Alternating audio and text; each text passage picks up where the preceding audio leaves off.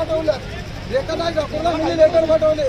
पक्षाचा बालासाहेबांच्या पक्षाचा उमेदवार राहील, त्याच्या पाठीशी वंचित कार्यकर्त्याला बोलवलेलं नाही.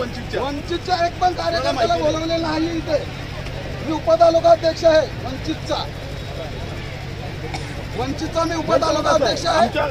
आमच्या हद्दीमध्ये मी असं मी राहणारा भिनारमध्ये आहे, भिनारमध्ये राहतोय. आणि रेकॉर्ड आहे ठाकूरला मी स्वतःने लेटर पाठवले. वंचितचा उमेदवार आम्हाला वंचितचा उमेदवार